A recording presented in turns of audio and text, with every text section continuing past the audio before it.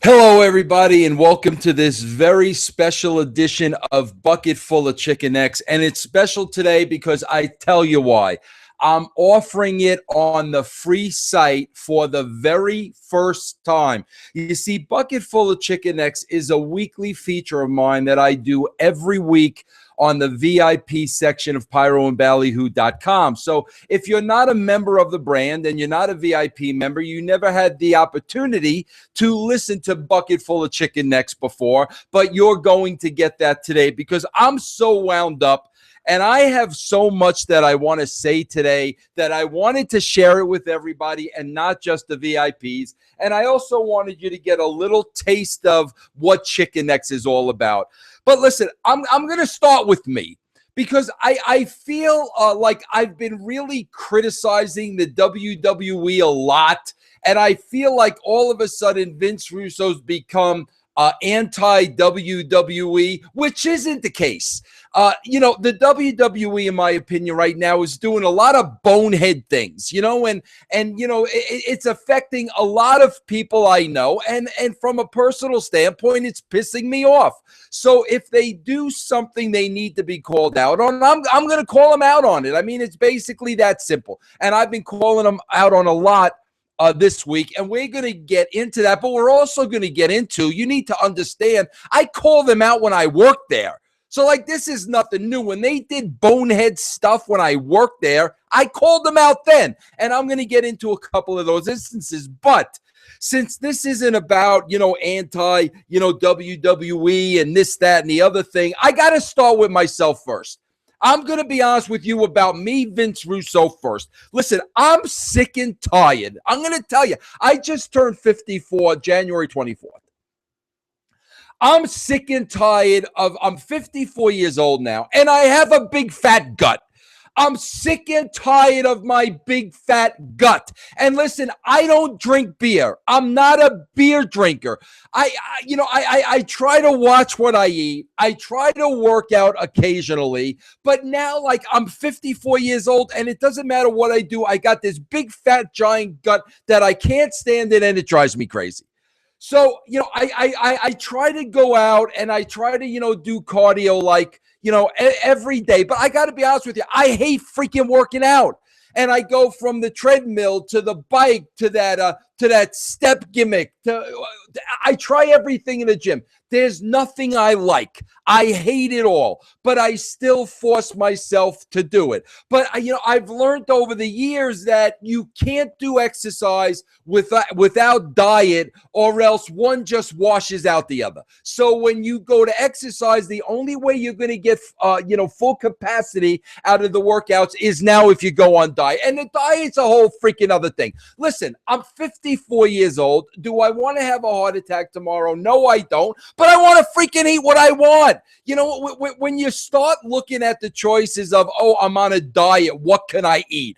And you really start narrowing it down. It's like, are you freaking kidding me? I'm 54 years old, and I'm going to eat chicken and fish every single day. And first of all, I have nothing against chicken. Chicken's good, but let's face it, if I had my choice of chicken, I'd have fried chicken, not roasted chicken, for crying out loud.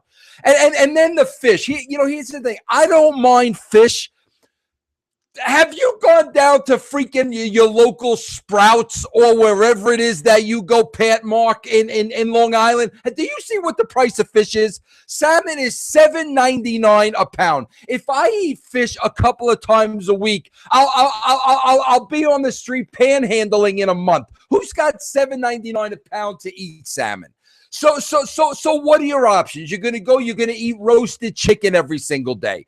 Then it comes down to, okay, that's great. What do I have for breakfast and lunch? There's a come and go across the street from me over here. And I got to tell you, man, for breakfast, they have these freaking egg, cheese, and sausage on a pretzel bun. And it's $2 freaking bucks.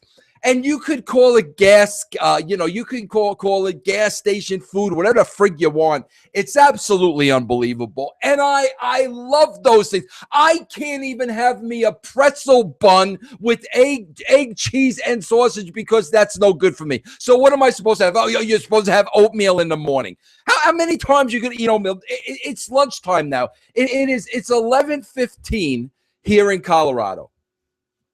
I've starved myself all day. I haven't eaten anything yet, and I'm freaking starving. You know what I got for lunch here? Here.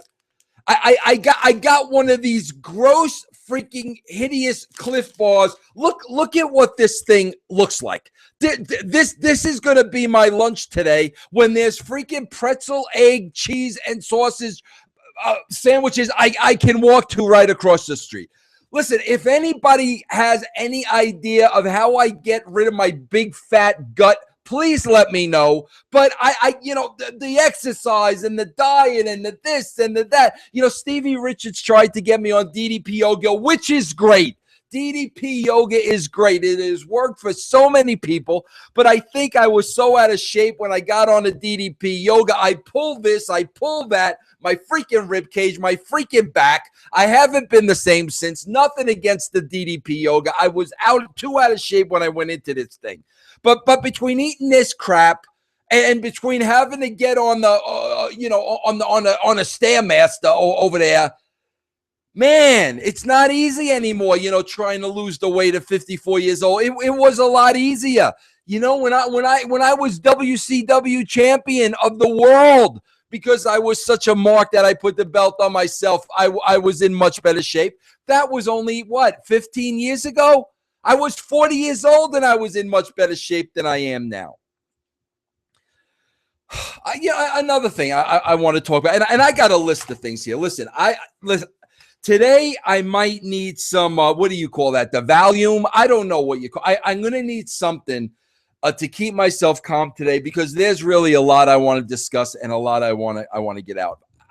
Again, and I've talked about this before, and this happened the last 2 days. I go to IHOP again yesterday. I bring the diva, my 19-year-old daughter, Annie, the diva, to IHOP yesterday morning. And again, it's the pancakes on the size of a plate that's the same size of the pancakes. So, we've talked about this before. You put the syrup on the pancake, and since the plate is the same size of the pancake, there's no place for the syrup to go. So the syrup runs all over the table immediately. I've brought this up to the people at IHOP. I swear to you, I think since I was like 12 years old and I first realized it. And for the last 33 years, it's still the same gimmick. Now, I know they have larger plates because they bring the omelets out on a larger plate. Why can't they put the pancakes on a larger plate? I don't know where this syrup is supposed to go when the plate is the same size as the pancakes. And I tell them every single time, can you not, where's corporate? I'll buy myself a plane ticket. I'll go to corporate myself. Somebody's got to stop this ridiculousness with IHOP and the pancake plates already. And here's another thing. It happened to me again. I went to Come and Go. I'm not lying. Here's my coffee from Come and Go. Here's my lunch. This is my lunch today to get rid of my big fat stomach, right? And I go to put cream in the coffee, and the cream machine gimmick. You put the coffee cup here, you put it like right under the cream gimmick thing, and you line it up. And what do? You press the button, and the freaking cream goes all over the place. It's never aimed directly in the cup. So you all you want is a little bit of cream. So you press the cream button. Now it's all over the counter. Now it's all over the machine. Now it's all over you. Now you're literally cleaning up the entire Come and Go because whoever's putting the freaking milk in the machine can't line up the tube with the coffee cup. And these are just some of the things like in my everyday life I don't understand that drive me absolutely freaking crazy. The guy that works at the Come and Go, think about it. What does he really have to do? I got to work the cash register. I got to turn the hot dogs, and I got to line up the milk spout with the cup. That's really all I have to do. How does the guy not get 3 out of 3? I want to talk about now too, the 19th century man is at it again, right? My middle son, VJ, who's 24 years old, he lives in an apartment with his girlfriend. The guy's got no cable, no internet, no computer, no pictures on the wall. It's like, I call him the 19th century man because it's like he's living in the 1800s. I swear to you, I don't even know why he pays for electricity. I don't know why he doesn't just put candles around his house and go full bore with it. And let me tell you this. Let me make this clear. He's got money. It's not that the kid doesn't have any money. He's got money. He doesn't want to spend the money. So, of course, what does he do this week? Two things. The first thing he does is he comes over my house. When I went to England, you guys know I went to England a couple of weeks ago. You could see Rocky in my England hat. I went to England a couple of weeks ago. I had to get a laptop to go to England with me because I do own an Apple laptop, that I bought off of TNA when I left. But of course, the diva has taken that laptop, and I've not seen that since I left TNA 3 years ago. So she's got my Apple laptop. So now I'm going to London and I got no laptop. I got to go to Best Buy. I want to find the cheapest laptop I can. I find a Gateway laptop for $225. I bring the laptop with me on the road to England. It does everything that I need it to do. Great. It gets the job done. Beautiful. Now I have it at home. I use it as a backup. I got my little camera. It goes directly into the laptop, the whole 9 yards. Well, the 19th century man comes over the other day, and his girlfriend is looking for a new job, and she wants to practice her typing. So he wants to take my laptop from me that I literally just got two weeks ago. So listen, he's my son, and I don't want to say no to my son, but sometimes I use the laptop. I use the laptop with my camera and things like that. So I don't want to say no to him. But I'm like, bro, it costs $225 freaking dollars. You can't go to Best Buy and get your own laptop. And you know what he says to me?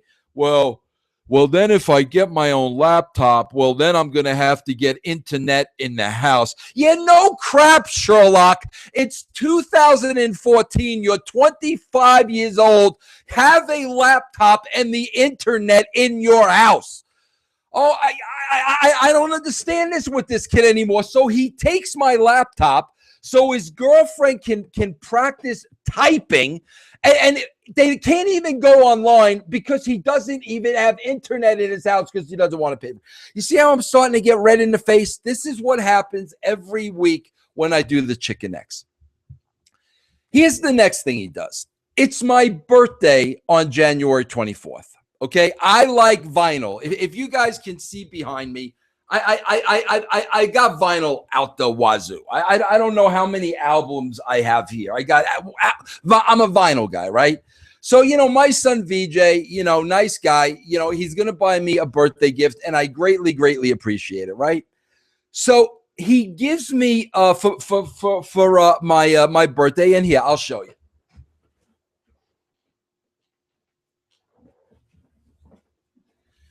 He gives me, can you see?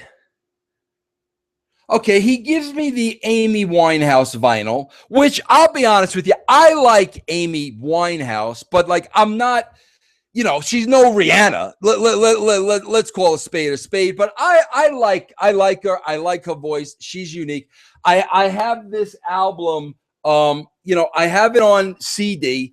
So, VJ decides he's going to buy me this for my birthday and give it him my birthday. And I'm saying to myself, this is really a weird choice because there's 1,000 other albums that I would have picked from. And he knows that, I'm a Beatles freak, Tenacious D, they've got 3 albums out. I got them all on CD. I only have 1 on vinyl. So there's 2 Tenacious D albums I don't have on vinyl.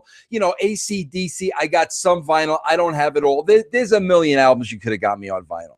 So now he tells me he got the record at Barnes & Noble. So about a week later, I go to Barnes & Noble with my wife, Amy, and I'm going through the records. They got records at Barnes & Noble now. So I'm going through the records. You know, some of them are priced $19.99, $22.99, $29.99, $35.99. So they get up there in price, but there's a lot of good albums for $19.99. So like I'm going through the albums, and there's like 15 albums I would have picked out before Amy Winehouse. So I'm saying to myself, with all these albums here, why did he pick out Amy Winehouse, right?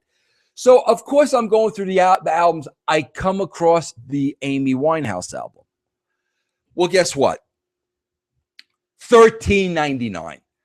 It's the cheapest album he could have bought me.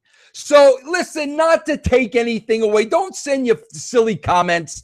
Not to take anything away. Yeah, my son bought me a birthday gift, and he's great, and I should be thankful and all these things. He bought the cheapest album he could find. Let's call a spade a spade. He went through all the albums. He saw 97 albums Dad would have liked, and he pulls out the $13.99 album because it's the $13.99 album. So now I say to my wife, listen, my kids do this to me all the time. I buy them something, and they immediately bring it back, and they let you know they're bringing it back. I told you about the diva. You give Annie the wrong thing, she'll laugh right in your face. She doesn't care. But, you know, they make it clear. You get them something you don't like right there on the spot. They tell you they're bringing it back. I can't do this. You know, VJ brought me this for my birthday. And yes, I would like to turn this in and get another album. I'll pay the difference, but maybe I could get a new Beatles vinyl. I mean, I got all the Beatles records, but I don't have new vinyl. I mean, the sound is different, you know? So I said to my wife, Amy, I said, Amy, you know, listen, here's what he did. He went out and he got the least expensive album. I'd rather turn it in and get something better. Is there a problem with that? So Amy says to me, no, you know, they do it all the time, blah, blah, blah, blah, blah. There shouldn't be an issue. So I go to Barnes & Noble yesterday. Now, keep in mind, the freaking album isn't opened. Here it is. It's still here. It's not opened. So I go to Barnes & Noble. I go to return it. I tell her, listen, I got this as a gift. I want to return this, but I want to step up. I'm going to buy a more expensive album. I don't think I'm going to buy a $30 album. Let's not get crazy, but I'm going to buy at least a $19.99 album. You'll make $6 more off of me.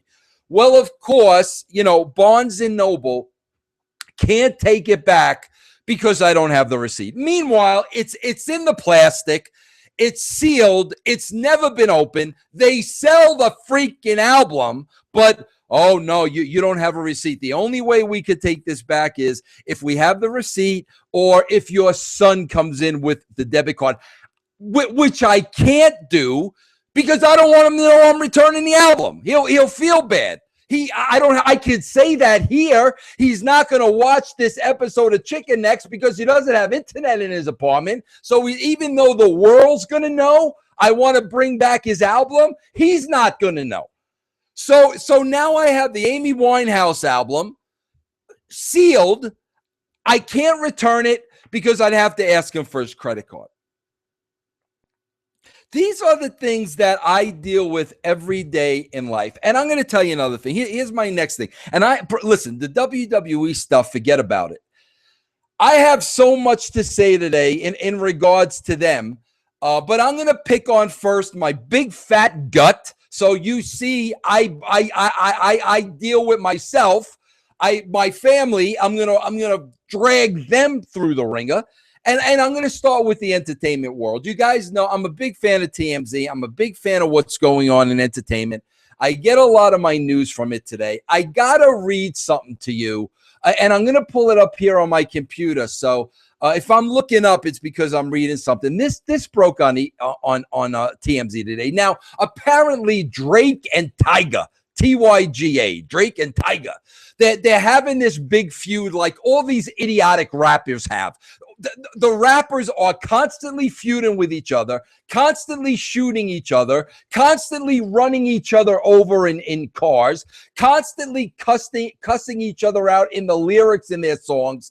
It's absolutely ridiculous with these imbeciles what they do.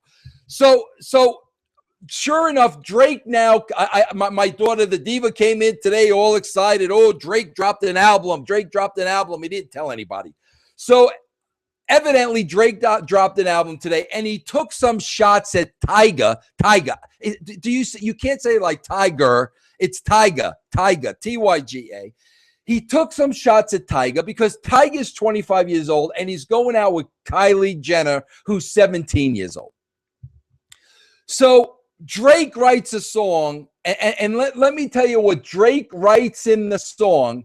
Then I'm going to give you Tyga's Twitter comeback, okay? Here we go. Drake writes in his song. These are the Drake lyrics, okay? Let me read these to you. Oh, you tried. It's so childish calling my name on the world stage. You need to act your age and not your girl's age. All right, you know what? Drake's from Canada. He's not your typical rapper. He's a little bit more well-spoken than the others. So I think it's fair to say that you'd find these song lyrics, you know, in any other song, whether it's a rapper, you know, whoever it is. Oh, you tried. It's so childish calling my name on the world stage. You need to act your age and not your girl's age. All right, nothing wrong with that. Okay, here's Tyga's Tyga. He doesn't even put the I in there. Tyga. Here's his response. Drake, and this is how we spelt it now. Drake, you, the letter U, Drake, you still a bitch. All that sneak dissing is weak. Just pull up. I know where you, with the U, live, and you know my address. You've been ducking the fade from Brown. Now that last reference has to do with Drake's been in a battle with Chris Brown, another rapper, over Rihanna and Cucaracha, the other girlfriend. So Drake's got a beef with Chris Brown, and now Drake's got a beef. But Drake, you still a bitch. All that sneak dissing is weak. Just pull up. I know where you live and you know my address. You've been ducking the fade from Brown. Listen, this is a 25-year-old guy. 25 years old guy, this Tigger is, okay? And he's talking like he's some moron 13-year-old kid just living in the darkest, ugliest part that the ghetto has ever seen. This guy is 25 years old. You know, I don't get the whole rapper thing, and I don't want to get the whole rapper thing. You know, I went to see Rihanna about a year ago with my daughter, and you know, and 2 Chainz opened up, so like I kind of had to sit through a rap concert, which was okay because it was an experience. But this whole thing with you guys and the way you dress and the way you talk and the way you carry each other, this guy is a 25-year-old guy talking like just some 13-year-old street thug. Here's what I can't comprehend. People spend money for this. There are kids that are actually out there buying Tyga, Tyga CDs. And I just can't, I can't comprehend that. And I don't get the whole freaking rapper thing. They're shooting each other. They're running each other over in cars. They're dropping songs about each other. They're calling each other bitches. I mean, you know, then we wonder why the world we live in is what it is today. We've got 25-year-old guys like this that are supposed to be role models, by the way, because they're in the public eye and some kids look up to them, and they just act like absolute freaking morons and imbeciles.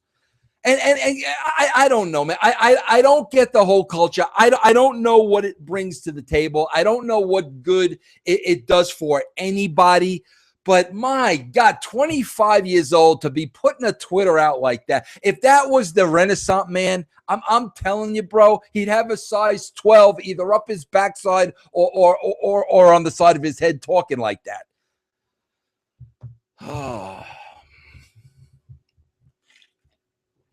Yeah.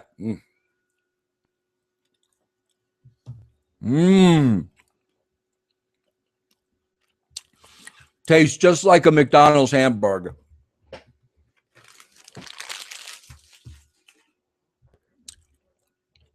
I want to talk about the WWE for a minute. And I want to make something perfectly clear. I don't have an agenda. I haven't made a decision to bury the WWE. I like a lot of people that work there. But when they do stupid things and make bonehead remarks, I'm going to call it on. I'm going to call them on it. It's that simple. I don't care who you are. And especially when it comes to hurting my friends. And I'm going to tell you people, you just saw China's a VIP interview. You just saw Big Vito. Listen, then I'm going to tell you right now, they're not the only two. I have a lot of friends. I have a lot of acquaintances, a lot of people that I know that have been hurt. And when my friends are hurt, I get hurt. That's the Italian in me. But I want to make something perfectly clear for you people. When I worked at the WWE and they did bonehead things, I called them on it. When I worked there, I call them on it. So in other words, if Triple H would have made these comments about China and I was still working there, I would have said something. I've always said something. I said things when I was there. And here's the perfect example. We were in the midst of the Attitude Era, 9 o'clock to 11 o'clock at night, as adult-orientated content that you could possibly find on television. Violence, sex, rock and roll, you name it. It was an adult-themed television show because of the time slot it was in, 9 to 11 o'clock at night. So I knew what the show was. I was writing the show. I knew the content of the show. I knew what was in the show. And here you had the licensing department at the WWE selling licenses to sell the WWE product with no morals and no sense of responsibility whatsoever. In other words, Austin's in the ring, flipping birds, Sable's in the ring with handprints on a breast. Val Venus is getting chop pee-pee, all that good stuff. The Godfather, we can go on and on. And the WWE is selling the license for Stone Cold Steve Austin lollipops. So in other words, when you went to the counter at KB stores that aren't around anymore, but were back then, while all this adult-orientated content is on at the WWE is trying to sell kids Stone Cold Steve Austin lollipops. I went to Vince, and I'm like, are you nuts, bro? We can't have this kind of a program that is blatantly aimed at the adult audience as far up to the line as we could possibly go and be selling kids lollipops. Vince, you can't do that. He listened to me. We took the lollipops off of the counter. Then what he did was he put me in those meetings. He put me in the merchandising and the licensing meetings as the bulldog. So, when I sniffed out something wasn't right, I blew the whistle. I'm like, no, you can't sell that license. This isn't a kid's show. And I'll never forget, the best one was we were in full-blown Monday Night War, everything under the sun that we were doing, that we were allowed to do. And we're having one of these merchandising and licensing meetings. And one of these guys, I'm not going to mention any names, but he was like your typical, a certain type of nationality salesman. Overweight, balding, glasses, the whole shebang, the whole shebang. He looked the role. Well, this guy comes in now. And he sold the license for a WWE slip and slide. You guys know what the slip and slide is. It's the big thing you put on the lawn outside, the plastic slide. You know, you run the water through it, the kids back up, and then they run and they slide on the gimmick slide, right? So I'm looking at this guy just like this. I mean, literally, I'm like, you're serious with this slip and slide, right? So the guy goes, yeah, I'm serious. What's the problem? I'm like, do you watch our show, bro? Do you watch our show? Do you watch what's on our show from 9 to 11 o'clock at night? You can't be selling slip and slides to kids. I don't care what your freaking commission is. You know how much trouble you're going to get the company in if somebody wants to play that card? You can't sell the slide.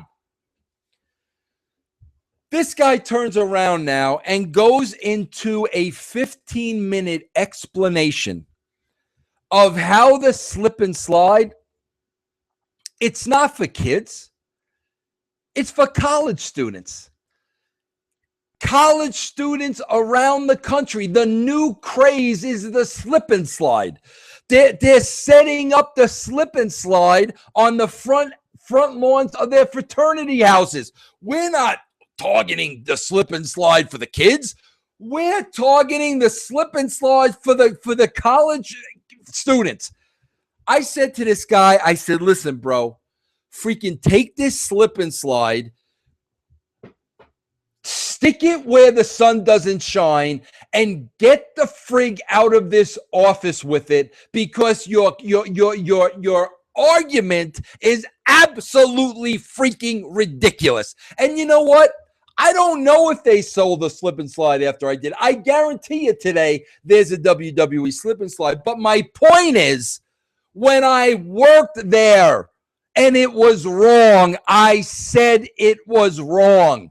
I always spoke my mind. I never shut up. You know, even we had an adult orientated show, and I had no problem with that because it was on at 9 to 11 o'clock. But you got to have some responsibility to kids, and you can't sell them freaking slip and slides. So when they tried to, I called them out on it. Which brings me up to what I want to talk about next.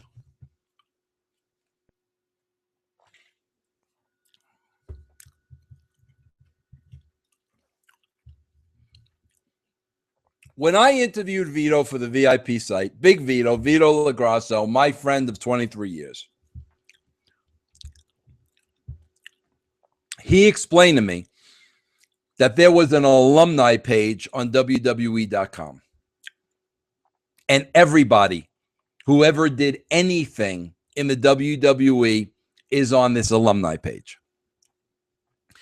Being on the alumni page as an independent contractor, it literally could help you get work. You know, people that may not know you, you know, maybe they weren't watching wrestling at that time, whatever the case may be, they see you on the alumni page and they know that at one point in your career, you worked for the WWE, you had a name, and, you know, you were established. So if your name's on the WWE alumni page, it helps you get work. So Vito told me that his name wasn't on the page. And I was like, well, Vito, there has to be a reason for it.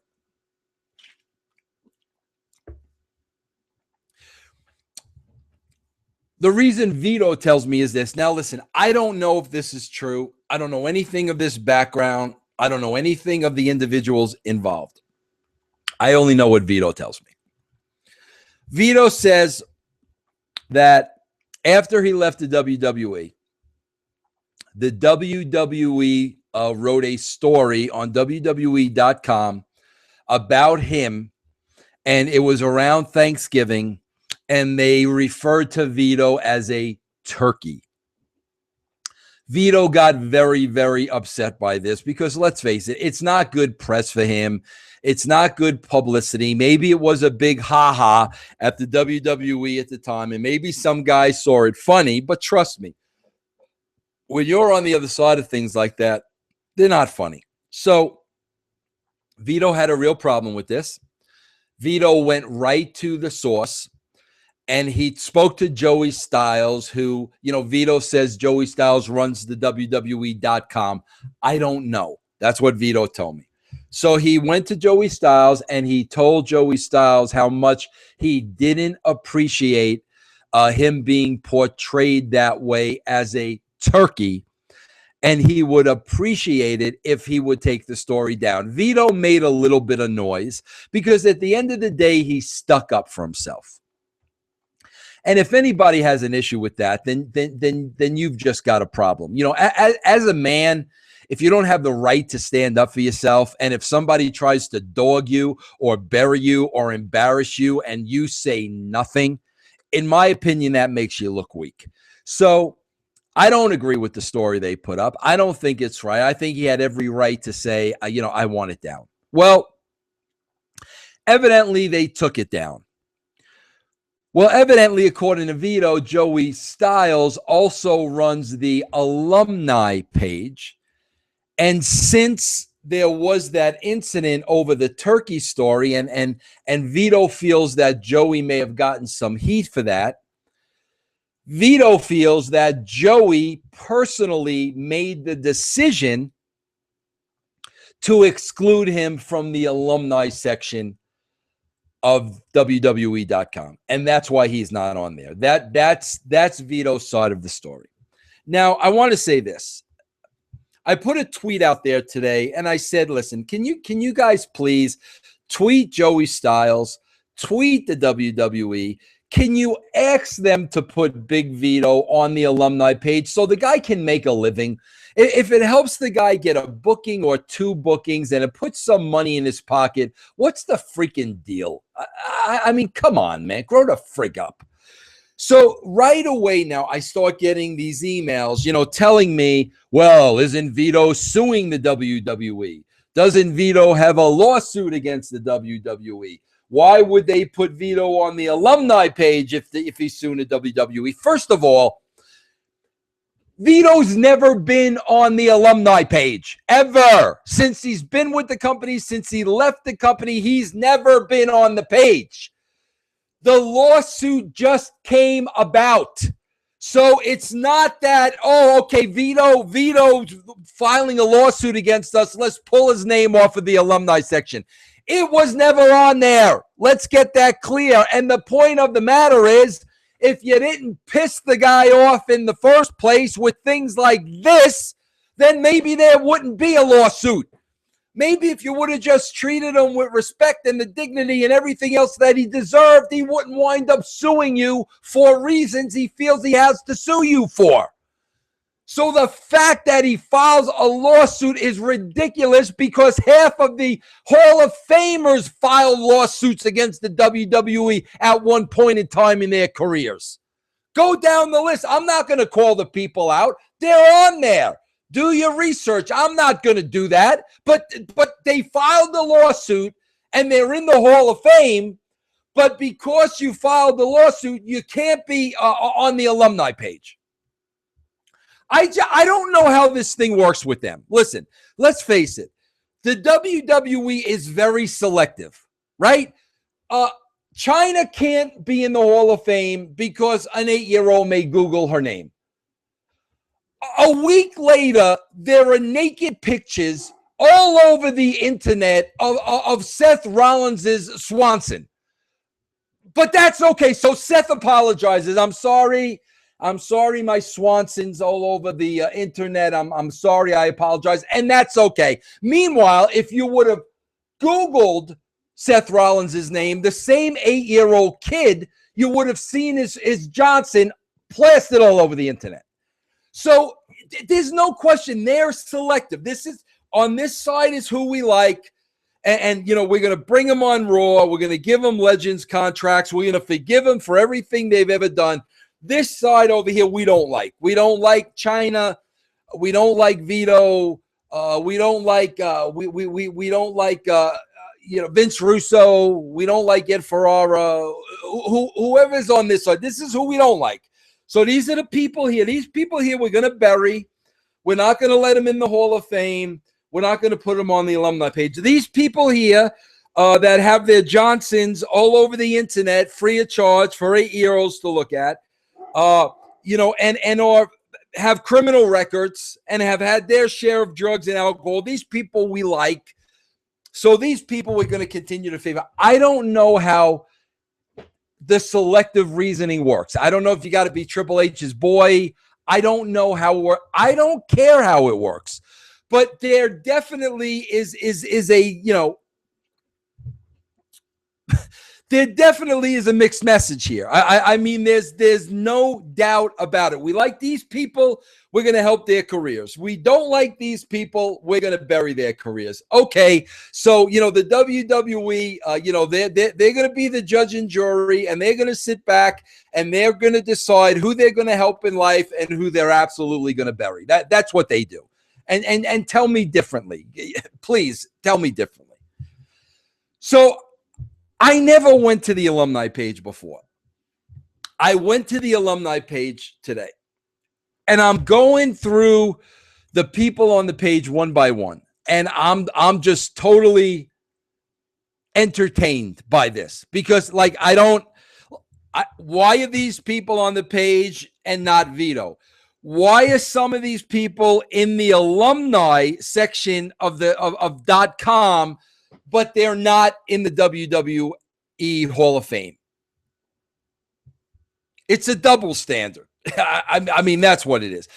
I want to go through some of these people with you. I got it up here.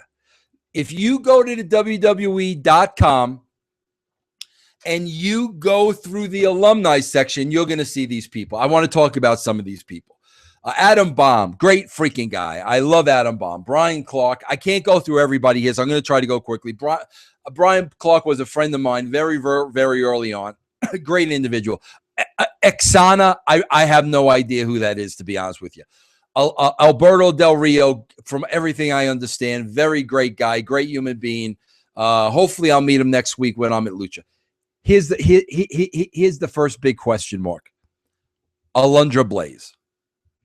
Now, you would have to think that Alundra Blaze isn't in the WWE Hall of Fame because her boss at the time, Eric Bischoff, held a contract over her head and basically said, you either drop this belt in the garbage can and get a contract with WCW, or you don't, and there's no contract. And Alundra Blaze, who needed work at the time, dropped the belt in the garbage can. So now Alundra Blaze, who is arguably the second greatest women's wrestler in the history of wrestling. The only one I put before her is Moolah.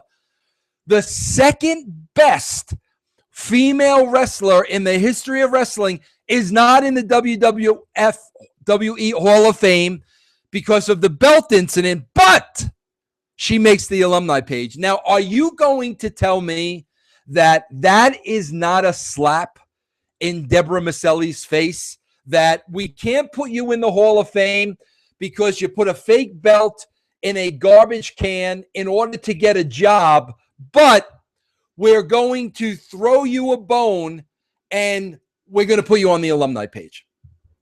Okay, let me just go on here. Bad News Brown. Bam Bam Bigelow, another guy. I don't know why Bam Bam Bigelow is not in the Hall of Fame. I don't know. Batista, the Berserker, Beth Phoenix, Big Boss Man, another guy that should be in the Hall of Fame. Big Daddy V, great guy. Bill DeMott, great guy. Billy Gunn, no problems. Billy Kidman, the Boogeyman's on the alumni page. Brad Maddox, I don't know who that is. I'm sorry. Brad Pillman, British Bulldog, who's got to be put into the Hall of Fame. Brodus Clay, who works for TNA. Brooklyn Brawler is here. Great for Brooklyn Brawler. Bruiser Brody, Brutus Beefcake, Buddy Rose, Bull Nakano, the Bushwhackers, Butch Reed, Camacho. I don't know who Camacho is. Candice Michelle, Cherry. I think I know who Cherry is. Chris Masters, Christy Hemme is on the alumni page. CM Punk is on the alumni page. Crash Holly, Crush, another great guy, Crush. Kurt Hawkins, I don't know who that is. David Hart Smith, Davey Boy's kid, good. Dawn Marie, alumni page. Dean Malenko, Demolition, DDP. Let me just go on. Doink the Clown is on the alumni page. Dr. Det Steve Williams, who should be in the Hall of Fame. Drew McIntyre, the Dudley Boys, Duke Drosy is in the alumni page. Earthquake, Evan Bourne, Eve, Ezekiel Jackson, the Freebirds, Finley, Francine, Giant Gonzalez, my old buddy Gilbert. Here's my favorite. The Gobbledygooker is on the alumni page and not Vito LaGrasso, okay? Listen, I'm not making this up. Goldberg, the Great Khali, Haku, great guy, Hakushi, Hardcore Holly, Hillbilly Jim, Honky Tonk, Hurricane, IRS, Ivan Koloff, Ivory, good for Ivory. I love Ivory. Jacqueline, I love Jacqueline. Jazz, Jeff Hardy, Double J. We all know the Double J story and the tens of thousands of dollars he held the WW up for the night of a pay-per-view is on the alumni page. Jillian, Neidhart, Cornette, Jinder Mahal. I have no idea who that is. Joey Styles. Well, he runs the alumni page, so that's no John Laurinaitis. Morrison, I love Morrison. Coachman, great. Josh Matthews, an announcer now for competition. JTG, I don't know who that is. Justin Gabriel, I don't know who that is. Justin Roberts, don't know who he is. I don't know Caitlin. I know Kamala. I know Kelly. Shamrock, great. Big Kevin, great. Kevin Sullivan. Listen, I don't remember Kevin Sullivan working for the WWE, but maybe that's just my age. I don't know. Karma, great. Bundy, you know I love Bundy. Kurt Angle, Lance Storm, Luger, Luna Vachon, Maria, Janetti, Marcy, Marysce, I don't know her. Matt Hardy, Matt Striker, maybe the best play-by-play guy in wrestling today. Max Moon, Maxine, Meat Street Posse, Melina, Michelle McCool, Mickey James, Miss Elizabeth, Missing Link, Molly Holly, the Moondogs, MVP, the Nasty Boys, the Oddities, One Man Gang, Papa Shango, Perry Saturn, Psychosis, Public Enemy, Rinjin Singh, I don't know who that is, Raven, Ravishing Rick Rude, Rhino, Ricardo Rodriguez, Rick Martel, who should be in the Hall of Fame if he isn't already. Rick Steiner, the Road Dogg, RVD, SD Jones, Sable, Sabu, the Sandman is on the alumni page. Santino Marella, Savio Vega, great guy Savio. Scotty Steiner is on the alumni page. Shane Douglas is on the alumni page. Shane McMahon. Shelton Benjamin, Sid Skinner, Slick, Stacy Keebler, Stan Hansen, Steve Blackman, Tajiri, Tatanka, Taz, Ted DiBiase, Test, Teddy Long, Tiffany, Tiger Mask is on the alumni page. Todd Grissom is on the alumni page. I can't believe Todd Pettingill is not on the alumni page. Maybe he didn't want to go on the alumni page. Tom Pritchard, Tommy Dreamer, Tori Wilson, Tugboat, Tyler Rex, I don't know who that is. Ultimate Dragon, Umanga, Vader, Val Venus, Vicky Guerrero, my favorite Victoria, Virgil, Vladimir Kozlov, the Warlord, X-Pac, Tatsu, Zeus. That's it. All those people are on the alumni page except Vito LaGrasso. And again, let me make it clear. It has nothing to do with the lawsuit. This has been since he left WWE. I don't know, what was that, 2007? So literally for the last 7 or so years, the guy's not been on the alumni page. So like my whole thing is like, listen, if we can't get China in the Hall of Fame because of the 8-year-old kid, the same year-old kid that's going to be looking at Seth Rollins' junk, if we can't get China in the Hall of Fame, can we get Vito LaGrasso on the alumni page? That's all I ask. And if it has anything to do with the lawsuit, do we now have to go back and remove people literally from the Hall of Fame that once fired fired lawsuits at the WWE? Again, If it's not a double standard, somebody just needs to explain to me what it is. I just need to understand what it is. Once you tell me what it is and there's a logical explanation, I'm cool with it. I'll tap out. I'll apologize to the WWE, and all would be good in the world. But until somebody answers my questions, and I listen, everybody's invited on the show. Obviously, I'm not good enough. If you work at the WWE, I'm not good enough to come on my show. I understand that. Joey Styles is not going to come on my show anytime soon. I understand and I get that. But I don't know. Tell Taz. Joey, tell Taz. Taz still talks to me. Maybe Taz can explain to me like why Vito's not in the Hall of Fame. There's a lot of guys I still talk to. Maybe you could tell them and pass it along to me so I can have an understanding and I can come on here and I can explain to Vito and I can explain to everybody else why the guy can't be on the alumni page.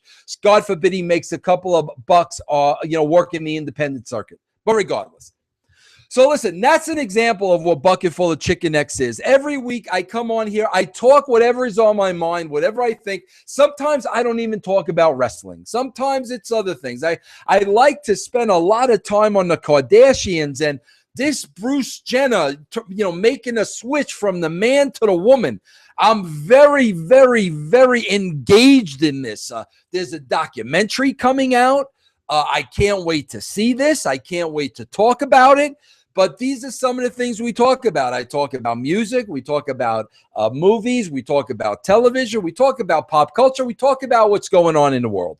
But today I had to get out that stuff about the WWE alumni page because, again, this is just another thing that needs to be explained to me. If it's explained to me and an apology is due, then I will apologize. But until that happens, like I said, I'm seeing double standards here all around when it comes to the WWE, and I just don't think it's right. I just don't think a company with that much power should be able to judge and decide, okay, we're going to help these people over here, and these people over here, we're going to make their lives totally miserable. I don't think that's right. And I think that's very unfortunate.